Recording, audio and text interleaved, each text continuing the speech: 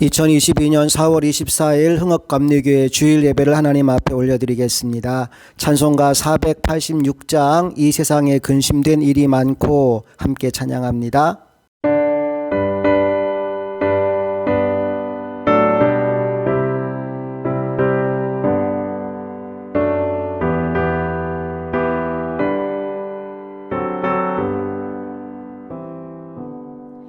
이 세상에 근심된 일이 많고 참 평안을 몰랐구나. 내 주 예수 나로라 부르시니 곧 평안히 쉬리로다. 주 예수의 구원의 은혜로다. 참 기쁘고 즐겁구나. 그 은혜를 영원히 누리겠네. 곧 평안히 쉬리로다. 이 세상에 공고한 일이 많고 참 쉬는 날 없었구나. 내 주 예수 날 사랑하시오니 곧 평안히 쉬리로다. 주 예수의 구원의 은혜로다. 참 기쁘고 즐겁구나. 그 은혜를 영원히 누리겠네. 곧 평안히 쉬리로다.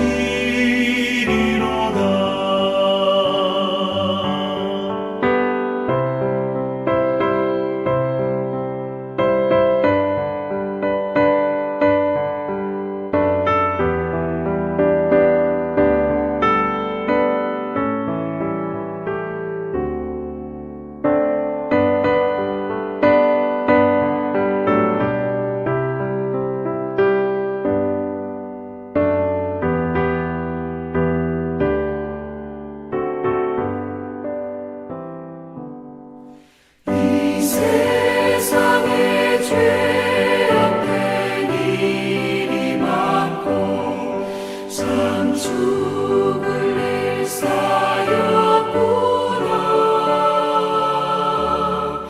내 주 예수 날 건져 주시오니 곧 평안히 쉬리로다. 주 예수의 구원의 은혜로다. 참 기쁘고 즐겁구나. 그 은혜를 영원히 누리겠네. 곧 평안히 쉬리로다.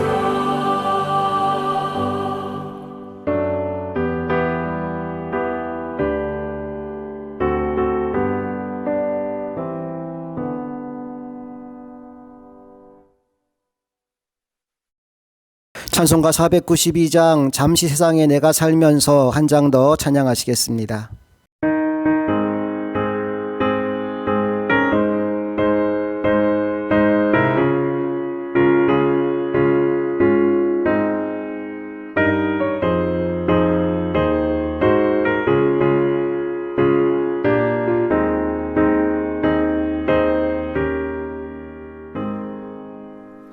잠시 세상에 내가 살면서 항상 찬송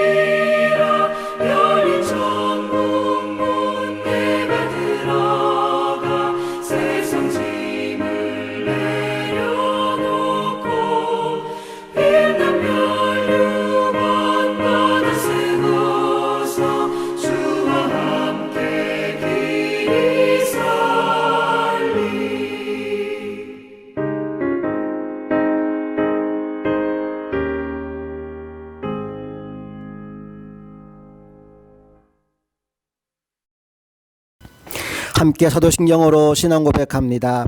나는 전능하신 아버지 하나님 천지의 창조주를 믿습니다.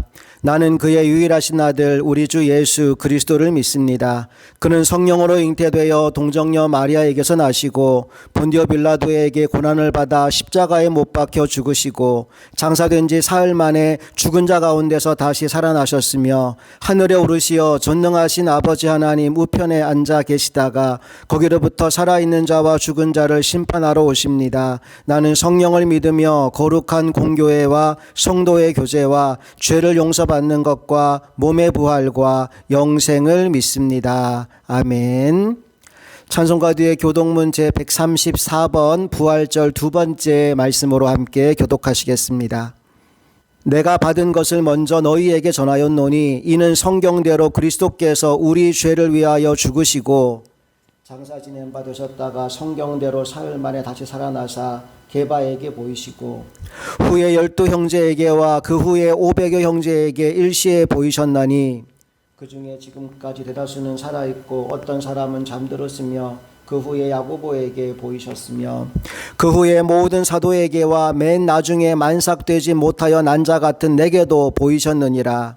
그리스도께서 만일 다시 살아나지 못하셨으면 우리가 전파하는 것도 헛것이요 또 너희 믿음도 헛것이며 만일 그리스도 안에서 우리가 바라는 것이 다만 이 세상의 삶뿐이면 모든 사람 가운데 우리가 더욱 불쌍한 자이리라.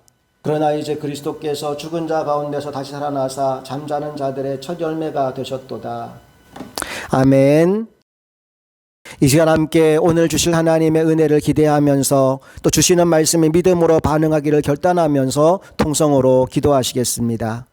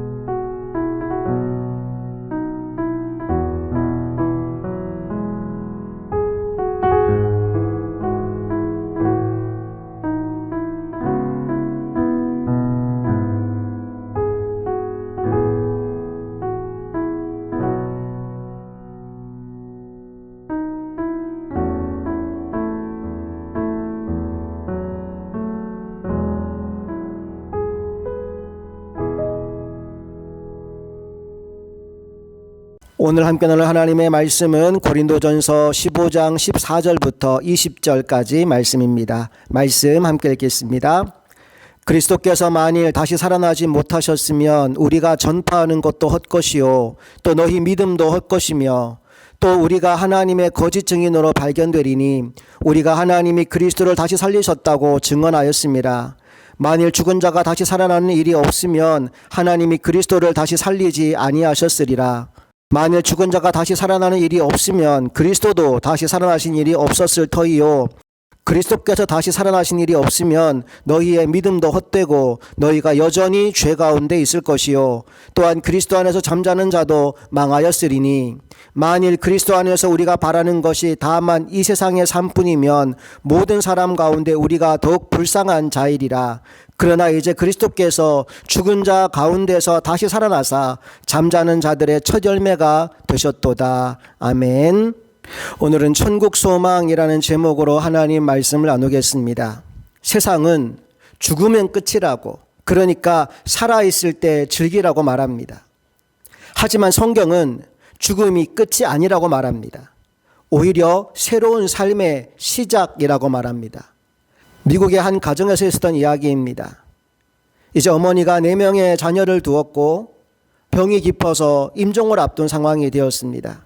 그때 이 어머니가 아들들을 다 불러 모아놓고 이렇게 말했습니다. 얘들아, 나는 이제 깊은 잠을 자야 해. 깨어난 후에 하나님 나라에서 다시 만나자.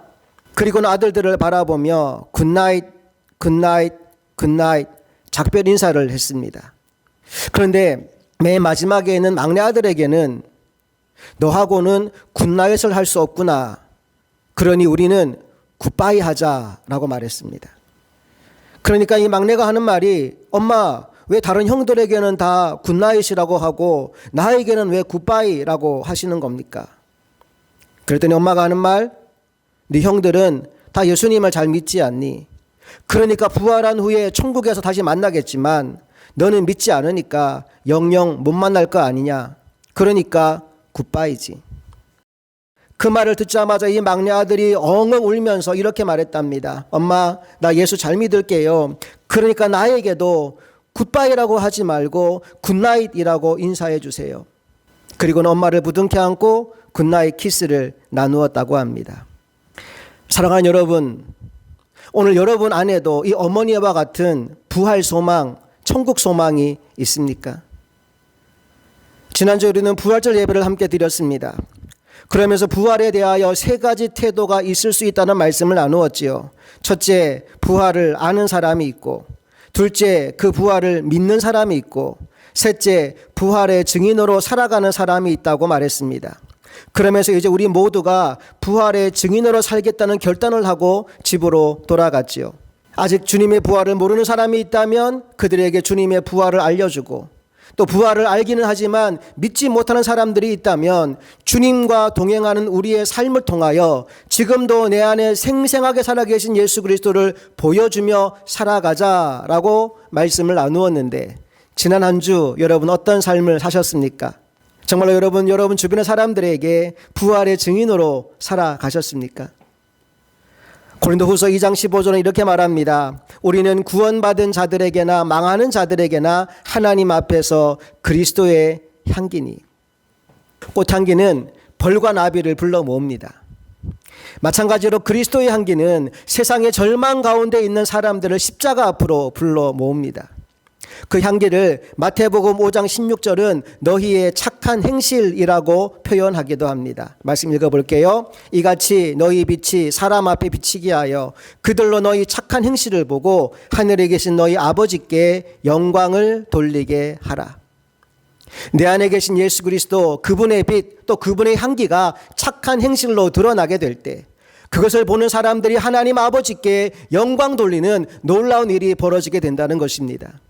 나는 저와 여러분이 이런 향기 나는 삶을 살게 될 수 있기를 간절히 소망합니다. 자, 벌과 나비가 향기를 맡고 꽃을 찾아왔습니다. 그런데 막상 와보니 꿀이 없어요. 그럼 어떻게 될까요? 그 꽃에 오래 머물지 않고 금방 떠나가 버립니다. 그런데 그 꽃에 꿀이 가득하면 거기에 오래 머물게 됩니다. 배고플 때마다 또다시 그 꽃을 찾아옵니다. 난 우리 흥업교회가 그런 교회 될 수 있기를 소망합니다. 흩어지면 그리스도의 아름다운 향기를 전파하고, 모이면 꿀송이 같은 말씀으로 기쁨을 누리는 그런 교회가 될 수 있기를 간절히 바랍니다. 초대교회가 바로 그런 교회였어요. 부활하신 우리 주님의 생명이 넘치는 교회. 그런데 오늘 본문에서 바울은 그런 교회에 아주 반어적인 질문을 합니다. 그럴 리는 없겠지만 만약 부활이 거짓이라면 어떻게 될까라고 말입니다. 자, 오늘 고린도전서 15장 14절 15절 말씀을 함께 읽어보겠습니다. 그리스도께서 만일 다시 살아나지 못하셨으면 우리가 전파하는 것도 헛것이요 또 너희 믿음도 헛것이며 또 우리가 하나님의 거짓 증인으로 발견되리니 우리가 하나님이 그리스도를 다시 살리셨다고 증언하였습니다. 만일 죽은 자가 다시 살아나는 일이 없으면 하나님이 그리스도를 다시 살리지 아니하셨으리라. 부활이 없다면 우리의 전도도 헛것이고 믿음도 헛것이고 우리는 모두 다 완전한 거짓말쟁이가 되고 만다는 것입니다. 한마디로 부활이 없다면 기독교의 존재 근거가 다 무너진다는 말입니다. 그러므로 부활이 없다면, 자 19절 읽어볼게요. 만일 그리스도 안에서 우리가 바라는 것이 다만 이 세상의 삶뿐이면 모든 사람 가운데 우리가 더욱 불쌍한 자이리라. 부활이 없다면, 우리가 바라고 소망하는 것이 이 세상의 삶이 전부가 아니겠습니까? 그렇다면 그리스도인들은 세상 어떤 사람들보다 불쌍한 사람이 됩니다. 왜 그럴까요? 완전한 거짓말을 진짜라고 믿고 거기에 자신의 삶을 올인하는 사람들이 바로 그리스도인 우리들이니까요. 그러니 이보다 불쌍한 사람이 어디 있겠습니까? 그런데 반대로 부활이 진짜 사실이라면 세상에서 누가 제일 불쌍한 사람일까요? 교회 안 다니는 사람이요? 예, 맞아요. 그런데 더 불쌍한 사람이 있어요. 누구냐?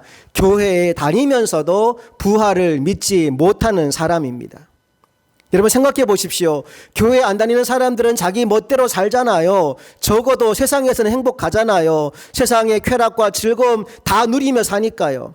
그런데 교회에 다니면서 부활을 믿지 못하는 사람들은 제멋대로 살지도 못하고 영원한 생명도 얻지 못하니 이보다 더 슬픈 인생이 어디 있겠습니까? 여러분, 이런 어리석은 인생 살지 마시기를 축복합니다. 진짜 믿기로 작정하셨다면 제대로 한번 믿어보십시다. 주님의 부활이라고 하는 흔들리지 않는 기초 위에서 여러분의 믿음의 집을 든든히 세워나갈 수 있게 되기를 간절히 소망합니다. 자, 그렇다면 주님의 부활은 알겠는데 그 부활이 지금 나와는 무슨 상관이 있을까요? 그 답이 오늘 본문 20절에 나옵니다. 20절 읽어볼게요. 그러나 이제 그리스도께서 죽은 자 가운데서 다시 살아나사 잠자는 자들의 첫 열매가 되셨도다. 예수님은 부활의 첫 열매입니다. 여러분, 첫 열매가 뭐죠? 과일나무를 심으면 열매가 금방 열리는 게 아닙니다. 몇 년이 지나야 첫 열매가 맺혀져요. 그러니까 첫 열매가 맺히기까지는 시간이 걸려요. 그런데 첫 열매가 맺힌 다음부터는 계속해서 똑같은 열매가 주렁주렁 열린다는 거예요. 다시 말하면 예수님의 부활은 예수님의 개인적인 사건으로 끝나지 않고 그 부활을 믿는 모든 사람에게도 동일한 부활의 은혜가 임하게 된다는 거지요. 고구마 캐보셨나요? 고구마를 캘 때 하나를 잡아당기면 줄줄이 고구마가 딸려 나오듯이 주님의 부활이 있은 후에는 주를 믿는 모든 사람들의 부활이 이루어진다는 거지요. 그래서 예수 죽음 내 죽음, 예수 부활 내 부활이 되는 겁니다. 여러분이 이 은혜를 누리며 살기를 간절히 바랍니다. 북한에서 선교하시는 이삭 목사님이라는 분이 계십니다. 여러분 가운데도 그 목사님 간증을 들어보신 분이 혹 계실지 모르겠는데 그 목사님 간증하는 중에 북한의 지하교회 이야기를 하더라고요. 무려 20년 가까이 땅속에 들어가서 예배하던 공동체 이야기를 간증 중에 하시는데 참 가슴 아프게 제가 들었습니다. 그 간증을 여러분에게도 소개해 드립니다. 1972년 김일성의 지시에 의해서 평양에서 개성까지 고속도로를 만들었어요.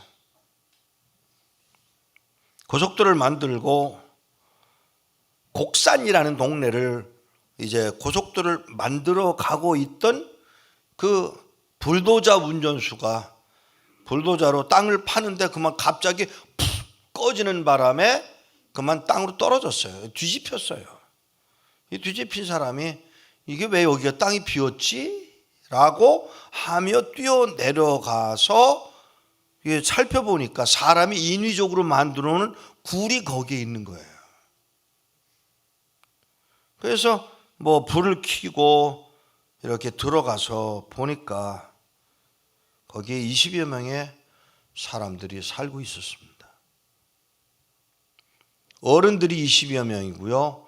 13살, 14살 난 두 아이가 있었습니다. 간이 재판을 거치고 동네에다가 소문을 내서 한 3, 4천 명 구경꾼들을 모아놓고 13살 난 아이를 일부러 그랬겠죠. 13살 난 아이를 끌어다가 높은 의자에다가 올려놓고 나무에 밧줄을 걸어서 그 아이가 교수형을 당하도록 만들려는데 아니요, 이미 아이의 목에 밧줄이 묶여 있는 상황인데 이 아이가 무서워서 엄마 그러고 소리를 지르니까 이 목을 매던 아저씨가 화가 나서 그런 게 아니라 미안해서 그랬겠는지 이 아이 엄마 누구요? 하고 돌아보면서 그 20여 명의 성도들을 향해서 이 아이 엄마 누구요? 손 들라고요? 그러니까 손 들었고 손을 든 여자더러 나오라 그러니까 이 아이가 엄마를 보고 큰 소리로 엄마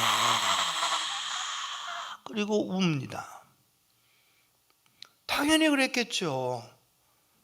경험 없는 이 아이가 죽음을 경험해 본 사람이 아닌데, 아니 아직 어린데 죽음이 얼마나 무서웠겠습니까? 엄마 그러고 소리 지르는데 사람들의 눈이 그 아주머니의 모습에 이제 집중이 됩니다. 뚜벅뚜벅 걸어 나온 엄마의 입에서 무슨 말이 나올까를 기다리고 있는데 엄마가 아이를 보고 하는 말이 예 어머니, 너 예수님 만나러 가는 길이야. 오두방정 떨고 소리를 지르면서 난리를 쳐. 이쁘게 가. 이 말을 들은 이 아이가 네 어머니. 그리고 그 대화가 오고 가는 걸 들었던 간수가 화가 나가지고 그 아이가 서 있던 의자의 한 구석을 툭 쳤는데, 그렇게 되라고 막 친 건 아니었을 것 같아요. 그걸 툭 치는데 그만 이게 넘어지면서 아이가 뚝 떨어집니다. 떨어지는 순간 자기도 모르게 그 밧줄에 손을 잡고 매어 달린 상태가 됐습니다. 매어 달린 이 아이를 향해서 엄마가 뭐라고 그랬는지 아세요? 엄마가 뭐라고 그랬냐면 이 아저씨 미워하지 마. 미워하지 마. 죄 짓지 마. 회개 못하고 죽으면 안 돼. 이 말 한마디를 했고, 근데 그 말을 들은 이 아이가 손을 놔요. 손 놓으면 어떻게 돼요? 죽잖아요. 그런데 손을 놔. 그 손을 뒤로 돌려서 깍지를 끼고 죽어가요. 사람들이 20여 명의 성도들이 아니 이 아이의 형이 보고 있는 데서 엄마가 보는 앞에서 그 아이가 축 늘어지면서 혓바닥이 나오고 눈알이 빠져나오고, 그리고는 이 아이의 그 다음 차례인 14살 난 형이 끌려 나오는데 이 형이 나와서 엄마를 보고 엄마 왜? 고마워 엄마. 뭐가? 나 천국 가게 가르쳐줬잖아. 잘 들으세요 여러분. 이 세상에 어떤 것도 천국보다 귀한 것은 없습니다. 사랑하는 여러분, 이 아이가 엄마더러 엄마 나 예수 믿게 해줘서 고마워. 엄마가 뭐라고 그랬는지 아세요? 그래 조금 후에 보자. 그 말 한마디. 이 고백을 엄마와 아들이 하고, 그리고 돌아서서 자기 목을 매는 아저씨 보고, 아저씨, 이 아저씨는 지금 당황한 거예요. 왜냐하면 자기가 지금 이 아이의 동생을 죽였잖아요. 목을 매 죽였잖아요. 근데 이 동생, 형이라는 게 나와서 너무너무 당당한 모습을 보고 어쩔 줄 몰라 하는 그 아저씨를 향해서 아저씨, 그러니까 야, 왜?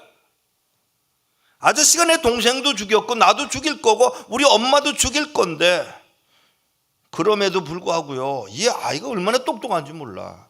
그럼에도 불구하고요 아저씨를 사랑하는 분이 계세요. 근데 이 아저씨가 뭐라고 대답을 하는 거 하면, 어떤 놈이 나 같은 놈을 사랑하냐? 나같이 사람 죽이는 일이나 하는 나를. 양심에 뭔가 괴롭힘을 당하고 있었다는 사실이죠. 이 아저씨가. 어떤 놈이 나를 사랑하냐? 손가락을 딱 이렇게 들고 예수 그리스도. 이 아이가 손가락을 똑바로 들고 예수 그리스도. 그리고 그 아이가 죽어갑니다. 세 번째 끌려 나온 사람은 엄마가 아니었습니다. 김태용 목사님. 김태용 목사님을 끌어다가 옷을 빨가벗기고, 그들이 얼마나 오랜 동안 그 굴 속에 살았는지 아세요? 19년을 살았어요. 1953년부터 1972년까지 19년 동안을 그 굴 속에서 살면서 밤이면 나가서 뭐 주워오고 모아오고 낮이면 자고 거꾸로 해요. 그러던 그들이 발각이 돼서 죽임을 당하는데 그 김태용 목사님을 끌어내다가 빨가벗겨가지고 땅바닥에다 뉘어놓고 손을 피라고 손을 폈고 아스팔트 깔 때 사용하는 넓적한 쇠바퀴 아시죠? 영어로는 스팀 롤러라고 합니다. 그걸로 목사님의 발 누워있으면 발이 이렇게 되잖아요. 여기를 그 쇠바퀴로 와서 제껴서 으스러뜨려서 죽이고 발목이 으스러지고 무릎이 으스러지는데 그 김태용 목사님의 입에서 나왔던 찬송, 내 구주 예수를 더욱 사랑, 더욱 사랑. 만약 하나님이 계시지 않는다면, 만약 예수님이 부활하지 않으셨다면, 만약 죽음이 끝이라면 이 사람들보다 불쌍한 사람들이 어디 있겠어요? 그런데 반대로 하나님이 정말로 살아계시고 죽음 이후 하나님 나라의 삶이 분명히 존재한다면 이들이 받을 상급이 얼마나 크겠습니까? 마태복음 5장 10절에서 주님은 이렇게 말씀하셨습니다. 의를 위하여 핍박을 받는 자는 복이 있나니 천국이 저희 것임이라. 예, 천국은 이런 자들의 것입니다. 하나님의 나라와 영광을 위하여 핍박받는 자리를 거절하지 않는 사람. 계속해서 11절 12절 읽어봅니다. 나로 말미암아 너희를 욕하고 박해하고 거짓으로 너희를 거슬러 모든 악한 말을 할 때에는 너희에게 복이 있나니 기뻐하고 즐거워하라. 하늘에서 너희의 상이 큼이라. 너희 전에 있던 선지자들도 이같이 박해하였느니라. 자, 여러분, 이제 여러분들에게 선택권을 줄게요. 천국과 지옥 둘 중에 하나를 선택하라고 하면 여러분은 무엇을 선택하시겠습니까? 예, 당연히 천국이겠죠. 자, 그런데 천국을 선택하면 이 땅에서는 가난하게 살아야 돼요. 천국을 포기하면 이 땅에서 풍요롭게 살 수 있어요. 여러분 무엇을 선택하시겠습니까? 그래도 천국인가요? 한 걸음 더 나가 볼게요. 여러분이 천국을 선택하는 순간 이 땅에서는 박해를 받아야 돼요. 그런데 천국을 포기하면 안락하고 편안한 삶이 따라옵니다. 무엇을 선택하시겠습니까? 한 단계만 더 나가 볼까요? 여러분이 천국을 선택하면 붙잡혀가서 심한 고문을 받고 죽게 됩니다. 그런데 천국을 포기하면 자유를 얻게 됩니다. 여러분은 무엇을 선택하시겠습니까? 아까 보여드린 이상 목사님의 또 다른 간증 영상을 보면서 이 질문에 대한 여러분의 대답을 한번 정리해 보시기 바랍니다.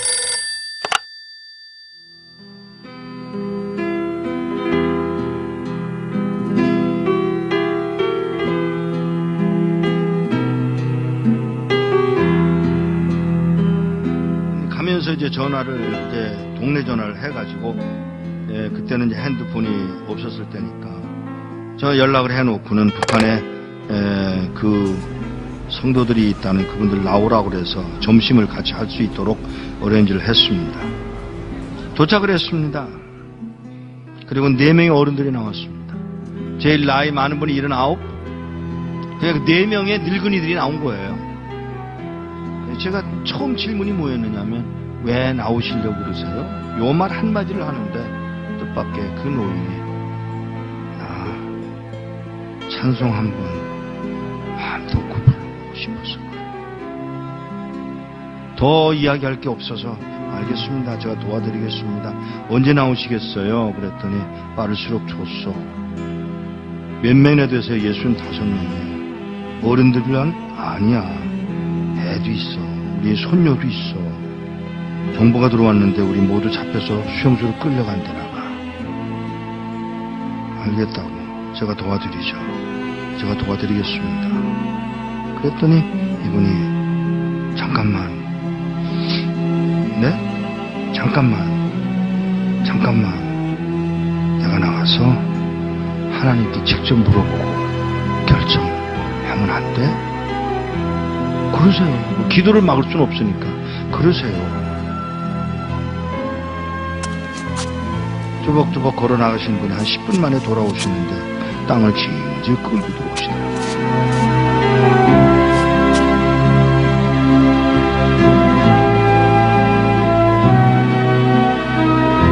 왜 그러세요?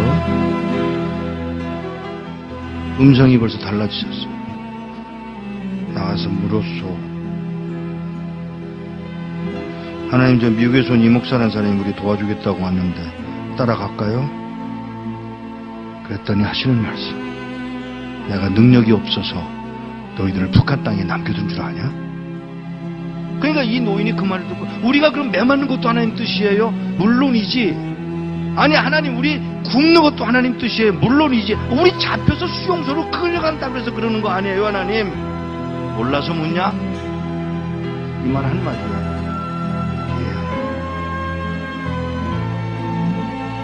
그리고는 저에게 그 얘기를 전해주고 헤어지기 전에 인사를 하려고 이렇게 끌어안으려고 그러는데 끌어안는 게 이게 익숙하지 않아요 이 사람들. 그래서 제가 무릎을 꿇고 이렇게 내려다보는데 그가 신고 온 신발에 구멍이 뚫려서 발가락이 이렇게 나와 있더라고요. 그 발가락에 제가 입술을 대고 키스를 했어요. 그리고 우는 동안에 제 목에 뭐가 떨어지더라고요. 그 할아버지가 울고 계신 거예요.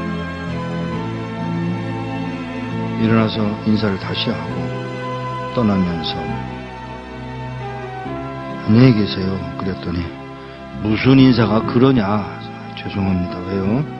천국에서 만나자 그래라. 예, 천국에서 뵙겠습니다.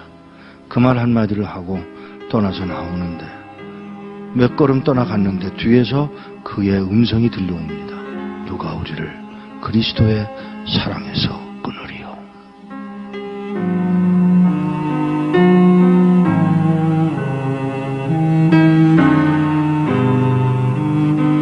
몇 년 후에 그곳을 다시 갔다가 저를 태워줬던 택시 운전수를 또 만났는데 그 운전수더러 나를 기억하겠어? 그러고 물어요. 그래서 잘 그랬더니 그때 몇 년 전에 와서 그 노인네들 만나지 않았어? 아 예. 그 말을 하면서 운전수가 눈물을 흘리고 울고 있었습니다. 끌려가서 6명의 젊은이가 안 끌려가겠다고 덤비다가 6명은 매맞아서 머리통이 깨서 죽고 쉬운 9명 4, 5년 동안에 수용소 가서 병들고 굶고 매맞아서 죽었답니다. 한 명도 안 남고. 이런 믿음을 지킨 사람들, 찬송 한번 마음 놓고 불러보고 싶다던 그 사람들을 우리는 과연 어떻게 해드려야 되는 것입니까? 우리는 뭘 할 수 있을까?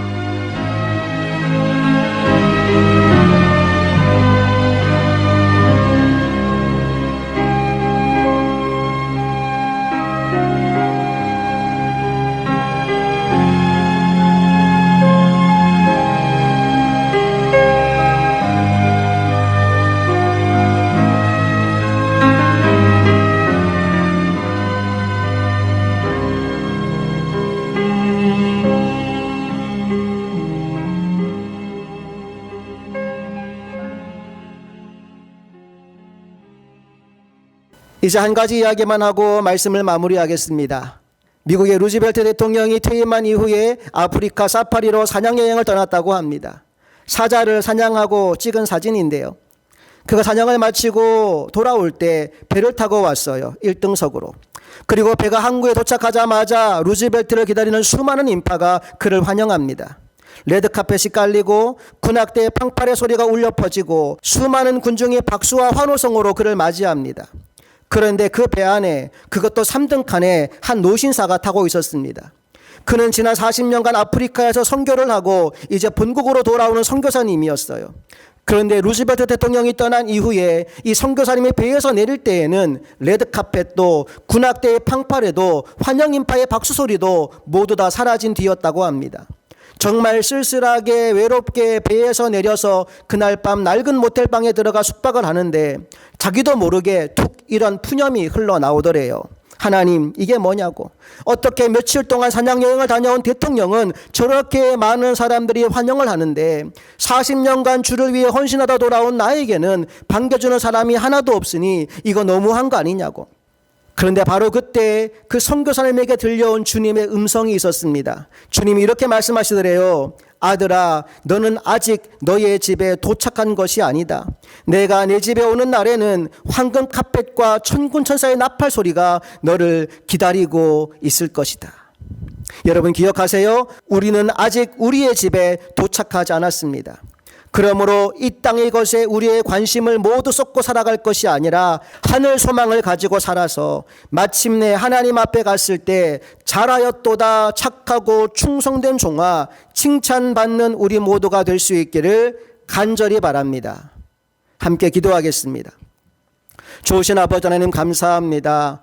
이 땅에 사는 동안 우리가 세상 것에 마음 두지 않고 천국 소망 가지고 살아서 하나님 앞에 갈 때 착하고 충성된 종이라 칭찬받는 하나님의 사람들이 다 되게 하여 주옵소서. 우리 주 예수 그리스도의 이름으로 간절히 기도합니다. 아멘. 우리 함께 주님 다시 오실 때까지 찬양하시겠습니다.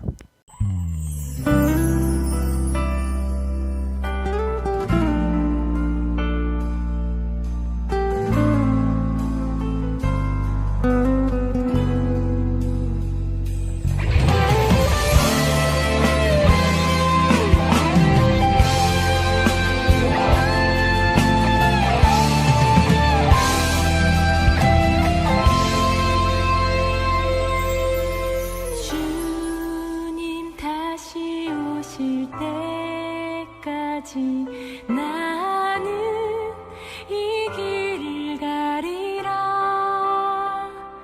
좁은 문 좁은 길 나의 십자가 지고 나의 가는 이 길 끝에서 나는 주님을 보리라. 영광을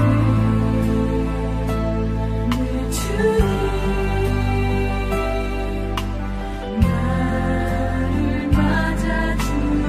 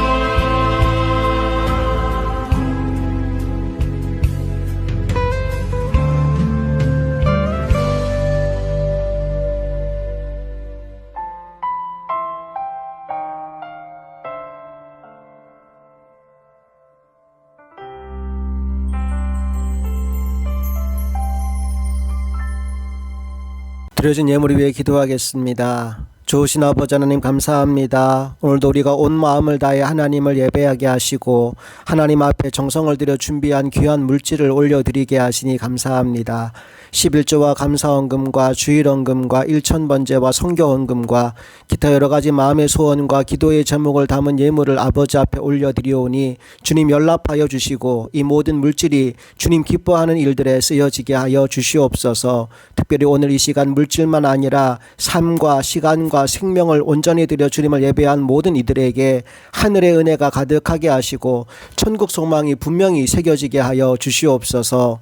이제는 우리 주 예수 그리스도의 크신 은혜와 하나님 아버지의 놀라운 사랑하심과 성령님의 감화 감동 교통 역사하심이 하늘나라 바라보며 하나님 나라 가는 그날까지 믿음으로 살기를 결단하는 사랑하는 모든 흥업교회 성도들의 삶 가운데 이제부터 영원토록 함께 하시기를 간절히 축원하옵나이다.